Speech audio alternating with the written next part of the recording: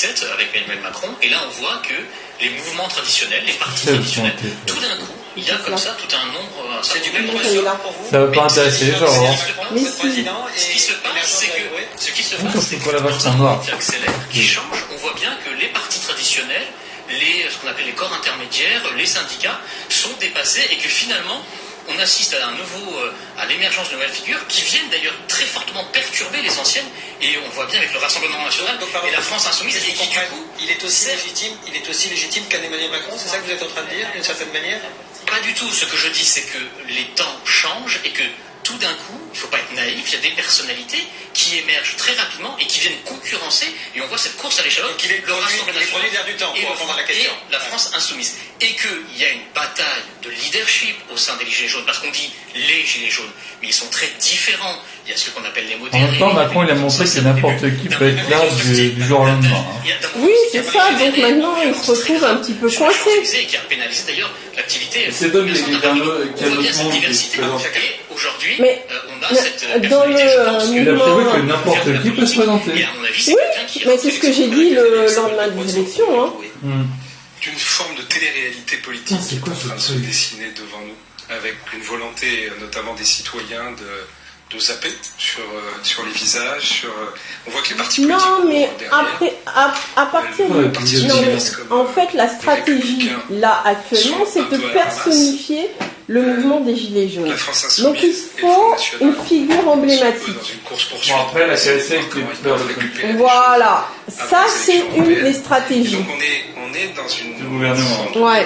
Du moins des voyous derrière. Oui, des voyous du gouvernement, je ne dis pas, mais au moins des gens qui manipulent. C'est pour ça que je faisais la référence à la télé-réalité. C'est quelqu'un qui est un formidable acteur, en réalité. Parce qu'il tient en permanence... Mais les analyses journalistiques sont bidons.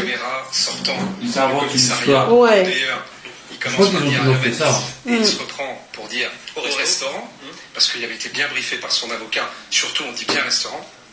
Et ensuite, il débriefe. À 15 personnes, tu réserves avant, hein. Tu vas pas au restaurant à 15 comme ça. Hein. Et là, il explique en réalité que c'était pas du tout pour allumer des bougies pour les victimes. Comme je l'avais dit, hein. Oui, en fait, il a un avocat, il faut lui laisser avec son avocat. Non, mais il a redébriefé depuis. Et il théorise tout ce qu'il est en train de faire.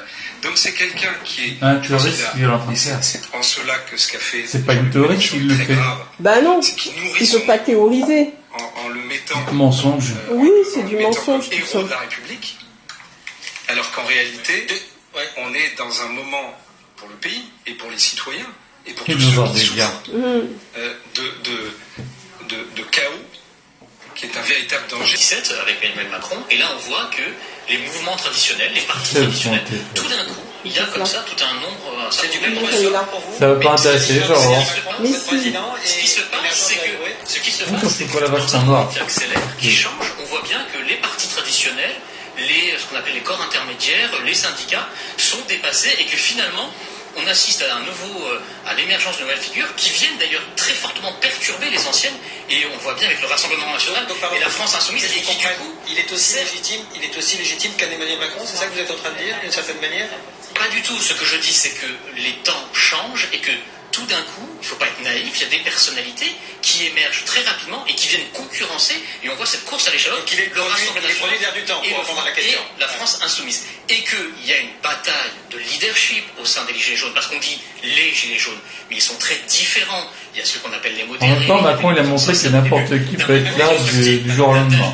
Oui, c'est ça, donc maintenant, il se retrouve un petit peu coincé. Et qui a pénalisé d'ailleurs l'activité. C'est donc qu'il y a un autre monde qui se présente. Aujourd'hui, mais on a cette dans le il a prévu que n'importe qui peut se présenter. Oui, mais c'est ce que j'ai dit le lendemain des élections. Hein.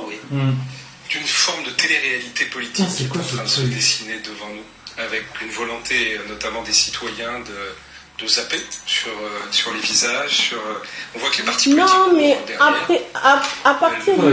Non, mais en fait, la stratégie, là, actuellement, c'est de personnifier le mouvement des Gilets jaunes.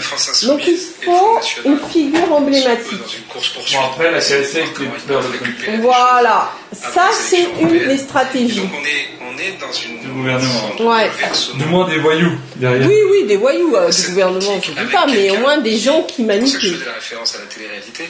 C'est quelqu'un qui est un formidable acteur, en réalité.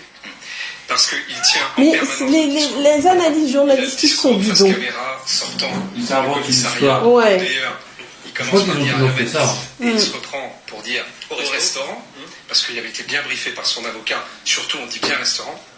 Et ensuite, il débriefe À 15 avec ses personnes, amis. tu réserves avant, hein. Tu vas pas au restaurant à 15 comme ça, hein. Et là, il explique en réalité que c'était pas du tout pour allumer des bougies pour les victimes. Comme que je l'avais c'était dit, pour hein. choquer. Oui, en fait, il a un avocat, il faut lui laisser avec son avocat. Non, mais il a redébriefé depuis.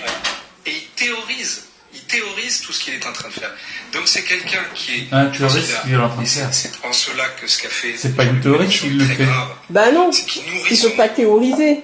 en le mettant... Mensonge. Oui, c'est en du le mettant mensonge, comme tout ça. héros de la République, alors qu'en réalité, on est dans un moment pour le pays et pour les citoyens et pour Et tous nous ceux voir qui des souffrent gars.